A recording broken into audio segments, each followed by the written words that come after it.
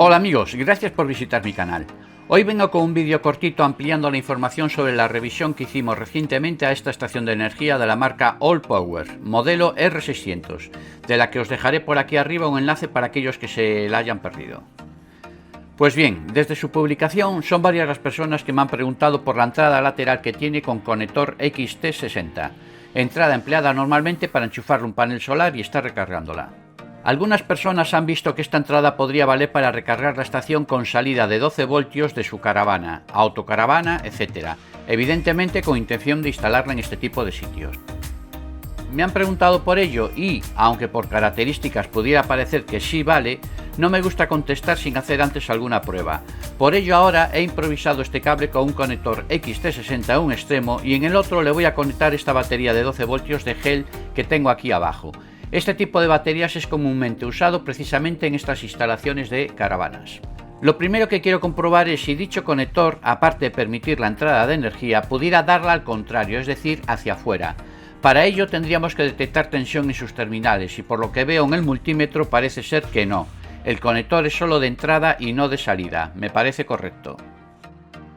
Ahora le enchufo el conector XT60 que viene de la batería con la tensión que veis en la pantalla del multímetro y se puede ver como poco a poco va subiendo la potencia de entrada en la pantalla de la fuente de energía.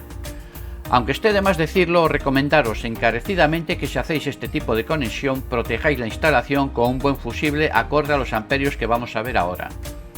Deciros que tanto en el modo de trabajo rápido como en el estándar, la fuente de energía va a limitar su recarga a unos 100 vatios de potencia, consumiendo los amperios que estáis viendo. Si cambiamos al modo de trabajo mute, esta entrada baja ligeramente a unos 90 vatios y a los amperios que estaréis viendo. Otra pregunta que cabe hacerse es, ¿qué pasa si dejamos la estación de energía conectada continuamente a la batería de la autocaravana? ¿Podría llegar a descargarla del todo y estropearla? Pues en principio cabe pensar que la batería que enchuféis será de más capacidad que la batería interna de la estación. No obstante, la respuesta es sí.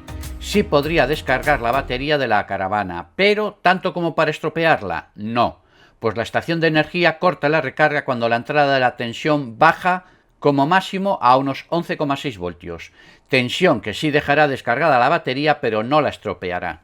Por descontado, siempre podréis encender el motor de la autocaravana para recargar la batería o algunos tendrán panel solar instalado.